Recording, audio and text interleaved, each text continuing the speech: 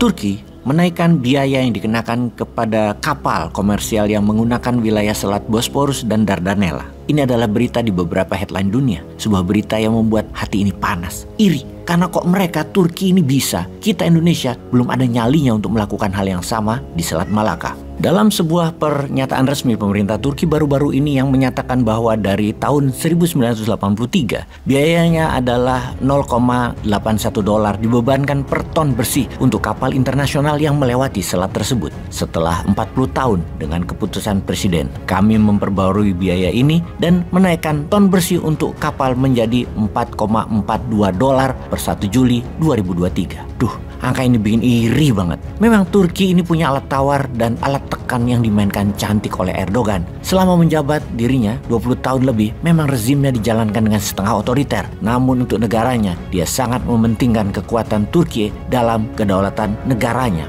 Dia memanfaatkan kekuatan Turki atas Selat Bosporus dan Dardanella, di mana menurut Konvensi Montreux yang ditandatangani di tahun 1936, Turki memiliki hak untuk menuntut biaya mercusuar, biaya penyelamatan, dan medis dari kapal yang melewati Selat Bosporus dan memasuki dan meninggalkan Dardanella. Pada saat itu, perhitungan dilakukan atas mata uang umum, Germinal franc, yang dinilai oleh PBB sebagai franc emas kira-kira. Pada tahun 1936, 1 franc setara dengan 0,29 gram emas murni. Ketika franc Jerman tidak lagi beredar, pembiayaan mulai dilakukan dengan dolar Amerika berdasarkan nilai tukar lira Turki. Tetapi nilai 1 franc masih dipertahankan sebagai 0,29 gram emas murni, terlepas dari nilai mata uang Turki saat itu. Pada tahun 1983, Turki ditekan dunia pakai dolar dan melepas patokan emasnya. Dan sekarang Turki menunjukkan kedikdayaannya, di mana kapal dengan tonase bersih 10.000 ton membayar total $3.240 untuk layanan mercusuar, penyelamatan, dan kesehatan.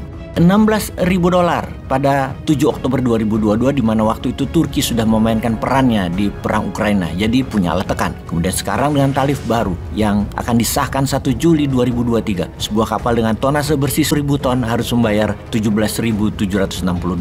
Dengan peningkatan ini, Turki terus mengambil langkah bersejarah untuk meningkatkan devisa negaranya. Itulah hebatnya Erdogan. Lalu Indonesia bagaimana dengan Selat Malaka, yang kapal niaga, kapal dagang yang melewati Selat Malaka, yang di mana Selat Malaka itu dimiliki Malaysia dan Indonesia, agar kita negara ini dapat manfaatnya. Selat Malaka, kapal niaganya 20 kali lebih banyak yang melintasinya daripada Selat Bosporus. Masa kita nggak dapat apa-apa untuk biaya kebersihan, keselamatan, keamanan, dan asuransi atau sarana lainnya? Kita harus mulai berani merubah UNCLOS pastinya, karena peluang apa yang akan terjadi di Selat Taiwan, dan ini semua harus terjadi sebelum 2027. Kita harus siap. Sekarang kita harus siap. Persiapan perang Amerika dan Tiongkok secara militer meningkat eskalasinya. Ini adalah peningkatan eskalasi hubungan memanas Tiongkok dan Amerika yang diawali pada tahun 2017-an itu dengan perang dagang, kemudian perang CHIPS, kemudian perang tarif impor yang menjurus ke wilayah Taiwan, yaitu perang militer secara fisik yang sebentar lagi sedang dipersiapkan oleh kedua belah pihak.